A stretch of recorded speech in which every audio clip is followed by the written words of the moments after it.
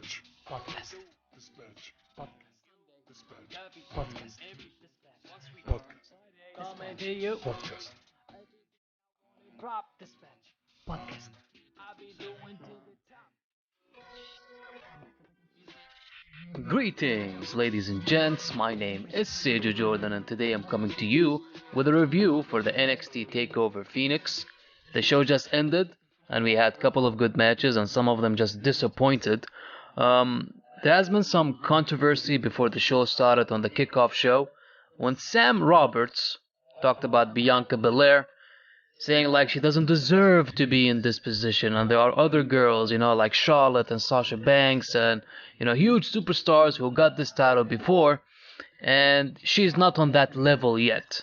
Well, the way that he used the words, I thought it was wrong from him, because Bianca Belair, she is on the card now, so you don't need to say like she's not deserving to be on the card. You can say like, maybe they put her on the show too soon, or maybe she won by fluke in that fatal four-way match to determine the number one contender for the women's title. But the way that he said it, it seems like he's just burying the lady. And for me, it didn't sound good. But the points that he was making, it was...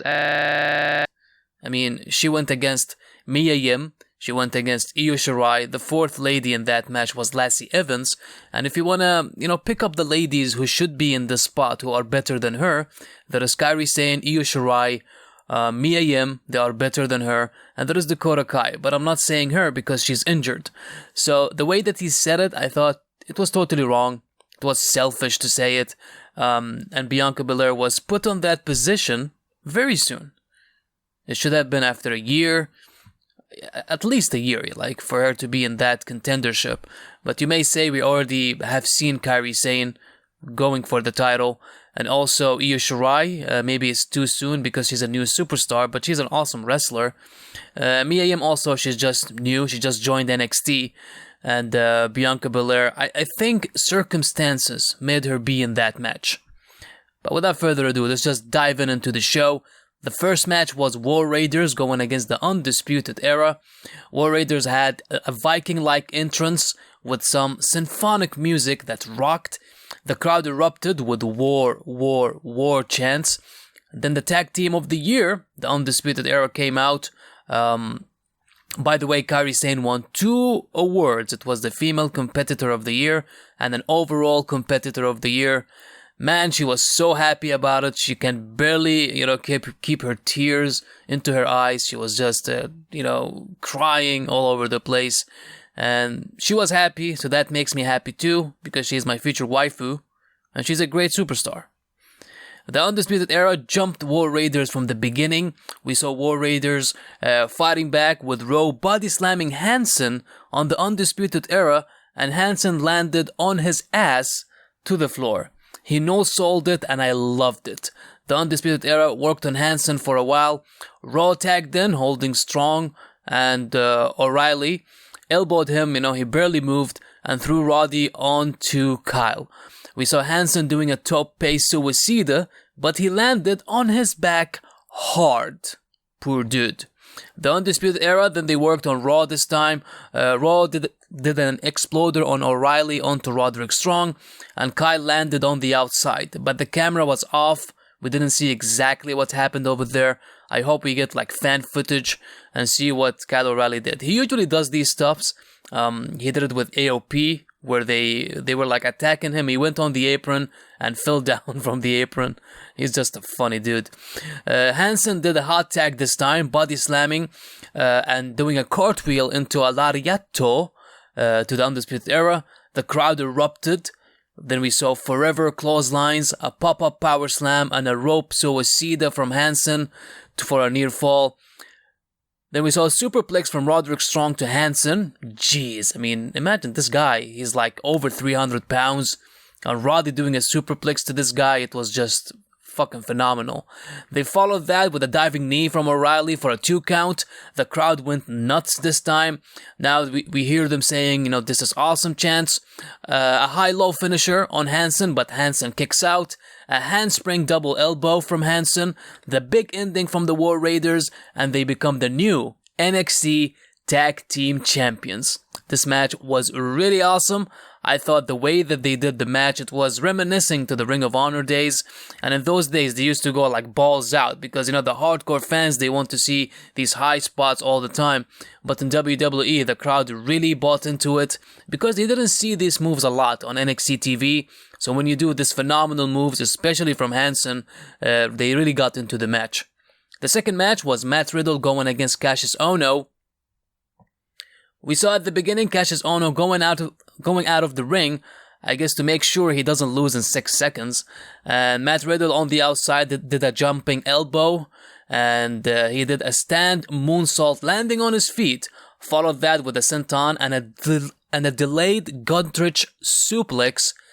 The power of Matt Riddle, dude. He did that onto Cassius Ohno. Who was just like huge. A sunset flip to the floor, but Cassius Ohno hangs on to the ropes, pulls the banner on the face of Matt Riddle, and stomps on his face. And then when they come into the ring, you see Matt Riddle just like laying down on the ropes, and he stomps on Matt Riddle's face, and they showed this slow-mo footage of it. I think he just broke his jaw or something. Then Ohno worked on Matt Riddle for a while, until a delayed German suplex from Matt Riddle to Cassius Ohno. Matt Riddle kicks Ohno like 20 times until Cassius held his feet and bit on it. For fuck's sake, like biting on a man's feet. What are you? Izuka from Suzuki-gun? That was disgusting. Liger bomb for a near fall, then a moonsault from Ohno. A senton from Ohno turned into a sleeper from Riddle, but Ohno reaches the ropes. A sleeper suplex on Ohno lands on his head. Jesus. Then we see Matt Riddle elbowing Cassius Ohno over and over again until Cassius Ohno was just tapping out. He continued tapping out even with Matt Riddle celebrating his win, which I think it was a very good small thing that people should learn. Like when you tap out and you still just want it to stop, you keep on tapping out. The Velveteen Dream was shown arriving to the building with 2 hot chicks. One of the girls looked familiar to me. I don't know. I saw her somewhere. Maybe she's a wrestler or something. But I saw this lady. If any of you know who this lady is, the girl with the black hair, just let me know. I think she's a wrestler. I saw her maybe on Impact or something. The third match was Johnny Gargano going against Ricochet for the NXT North American title. I thought this match was the best match on the show. Everything that these two guys did, man, it was crisp and clean, and they know each other's moves so well. So Ricochet was wearing a Spider-Man-esque attire that looked awesome, and Johnny Gargano wasn't in a dark phoenix colors on his gear, in which I thought it was a very nice touch. They started with chain wrestling, that Gargano got the better of it. A double Hurricane Ranas, but Ricochet lands on his feet both times. Ricochet wanted to shake Gargano's hand, saying, "Which Johnny will you get tonight?" And Johnny elbowed him in the face, so I guess he was getting the heel Johnny. Al-Sa'i moonsault to the outside from Ricochet that looked beautiful. A Northern Light suplex followed by a brainbuster for a near fall. A springboard DDT is stopped midway and Ricochet throws Gargano to the outside. And Gargano, I think his head just bounced off the apron while he was falling down. That looked nasty. A twisted Kongiro from Ricochet. 2 moonsaults from Ricochet, but Gargano kicks out. A tope Hurricane Rana, but Ricochet lands on his feet. A handspring back elbow turned into a Gargano escape, but Ricochet back suplexes Gargano while he was holding on to him. Ricochet flips over the turnbuckle from the ring to the floor. That looked beautiful. There was this fan footage that I posted on social media, and that move by itself for the guy to be inside the ring and to be able to flip over one of the turnbuckles and land to the floor is just mind-blowing. I think maybe like 0.01% of all humanity, they can do this move. A shooting star press lands on Gargano's knees, super kick, tope suicida, but Ricochet grabs on to Gargano, and Gargano does a Canadian Destroyer to the floor. Fuck me, you thought the Canadian Destroyers with Andrade and Rey Mysterio was cool, but this one looked brutal. And I thought, Ricochet just died over there. A slingshot DDT, but Gargano doesn't win, as for sure I thought he's winning because that's his finisher, but fuck me, Ricochet kicks out Gargano goes insane and takes out the padding from the floor. He wanted to do a DDT on Rico, but on the unprotected floor, but midway he stops and Ricochet lures him up for a near fall. A huge clothesline from Ricochet and a Phoenix Splash countered into a super kick. Ricochet does the Gargano escape this time, bruh. And Gargano doesn't tap out. He gets to the ropes. And these stuff, when a wrestler does the other wrestler's finisher move, is one of the things that I totally love about wrestling. You're putting salt onto his wound. Especially if you beat a guy with his own move, that's like the biggest insult. But Gargano finds a way, because that's his finisher. He knows a way to get out of it. And we see Gargano turning a villain and suplexing Ricochet onto the exposed floor. And he didn't give. He didn't do it slowly. He went all the way hard on the concrete floor. And even Gargano was hurt there. Then we see a slingshot DDT inside the ring. And Johnny Gargano becomes the NXT North American Champion. Great match. Shayna Baszler versus Bianca Belair for the NXT Women's title. We see Baszler trying to get the upper hand on Bianca, but Bianca was firing back every time. And until they went to the outside and Baszler pulled Bianca from her hair and planted her face into the turnbuckle that looked brutal, and Bianca was just selling the shit out of it.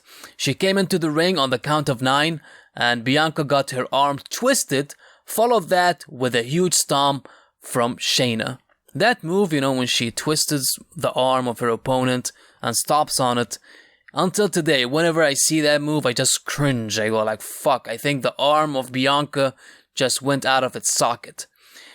Shayna kept on saying Bianca is overrated. Then Bianca speared Shayna in the middle of the ring for the near fall. We see a splash into Shayna Baszler's knee, then a step-up knee from Baszler. Bianca was elbowing the Invisible Woman. That spot looked bad. She was selling her elbow and she was just elbowing the air in front of Shayna. Even Mauro himself, he said, I think inexperience worked on Bianca here. You don't do that shit on pay-per-view. You don't. You can do it on NXT TV. We may say, okay, that's fine. But doing it on pay-per-view, that's a no-no. Belair whipped Shayna with her hair, and Shayna got a cut off it. They showed this cut that looked red. It's like being cut with a glass or something. So then we see the referee getting taken out because of Bianca. I think Shayna just pushed Bianca and she went into the referee. And Bianca did her finisher for a visual 6 count on Shayna Baszler. Then we see Shafir coming out and Bianca speared her. Then a wheelbarrow slam on Jasmine through Shafir on the ring. Then we see a Karafuda clutch from Shayna Baszler. The referee gets up and you think Shayna Baszler is winning. But no, Bianca Belair stood up and she did, I think, a suplex. Like a huge suplex. She carried Shayna and she did like a suplex on her. Then we see again Bianca going to the top turnbuckle, trying to do the 450 splash, but Jasmine Duke distracted her. She did the 450, but mid-air as she was landing, we see Shayna Baszler turning that into the Karafuda clutch. Bianca was fighting on and on and on. She tried to stand up, but again, Shayna Baszler just slammed her down onto the mat, and Shayna Baszler won as Bianca Belair faded out.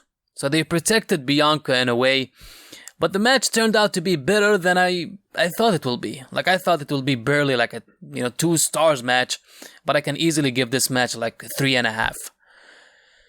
So the main event, it was Tommaso Ciampa going against Aleister Black for the NXT title. We see a hard tie-up starting the match. Aleister Black did his usual springboard Indian pose, but Ciampa stopped it. Then Ciampa threw Aleister Black to the outside, but Aleister Black did like a springboard and came back into the ring. He bounced back. A tope con gyro from Aleister Black. This move, we have been seeing this move in every match now in WWE. Then a springboard moonsault that Ciampa takes a breather because he thought, he's doing these big moves, man.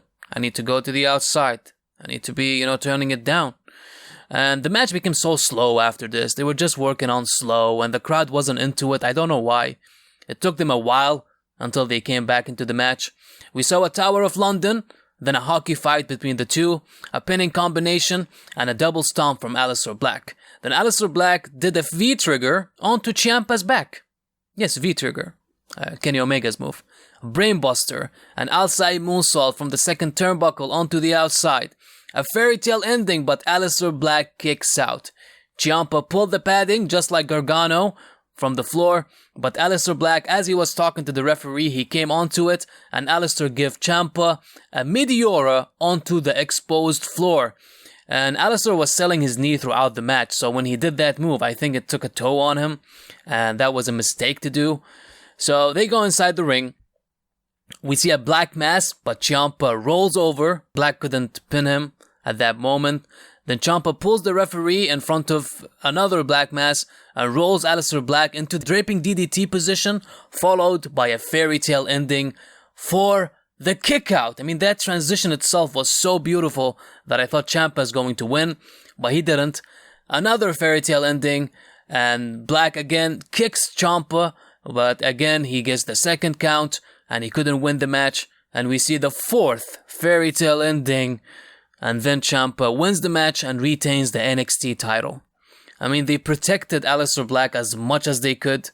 Four finishers to fucking kick this guy's ass. Jeez. Then Aleister Black, I think Aleister Black was missing a step in the match. Like, he wasn't himself. He wasn't as smooth as he should be, or as we saw when he went against Johnny Gargano in the last takeover. But this time it was different. I don't know why. I think maybe because he was in the main event this time, and he was away from the main events for a long time, and now he is the main event, and he couldn't deliver. Like, I thought the best match on this whole show was the North American title match, then the tag team match, then I would put Cassius Ohno's match with this one, like, on the same level. Maybe this one will have an edge on it because it was longer, but man, the main event not delivering. I don't know about this. I think Aleister Black is being called up to the main roster very soon after this one, and I mean, he didn't show a lot of, I don't know if they're going to have faith in the guy now for him to be a main eventer, but most probably we're going to see him in the Royal Rumble match. We're going to see Aleister Black and Velveteen Dream. I think these two guys will be shown, and maybe Adam Cole. I thought Johnny Gargano will be in the Rumble, as he will lose to Ricochet, but he won the title. What can I say? At the end of the show, we saw Tommaso Ciampa. He was celebrating, his title defense, and Johnny Gargano came out. He and Ciampa, they held both the NXT and the North American title, and I guess the show went off. What does that mean? A DIY reunion? We're going to see a reunion between these two soon. There are reports maybe of a title versus title match at the Nxt Takeover show. I think it's a mistake. You need to make a lineage for the North American title, and if you do that, it will, if you unify the title, if you unify both titles, I don't think it's gonna bode well for NXT. We have been asking for a mid-carder title on NXT, so if you do that, there is, it just, destroys all the concept behind the North American title, and we don't need to see that. I think there should be some kind of a partnership between the two. They should help each other out until the next takeover. And there are many guys that they can go against these two. You have Ciampa. There are awesome baby faces. One guy that comes to my head right now is Matt Riddle. We need to see Matt Riddle go against Ciampa and compete for the title. On Gargano, he can find himself either a heel or a baby face. We still don't know what kind of guy he is. But I think he's in the middle. He's a tweener. But we will know more on NXT TV, because if he's going to be a partner with Ciampa, then he's a heel. So maybe he needs a babyface to go against him. But there is one match that they really want to see. There is one match that they really want to see, and that's Johnny Gargano going against Adam Cole. I think that match can be really awesome. And the Velveteen Dream, I don't know. We have seen Velveteen Dream with Ciampa before, but we need a new match for the guy. Or he can be called up to the main roster. Done deal. With that being said, guys, thank you very much for watching this video or listening to this podcast. Subscribe to the channel. It will help me a lot. And press a like if you enjoyed this. Also, don't forget to check our other content here on the site.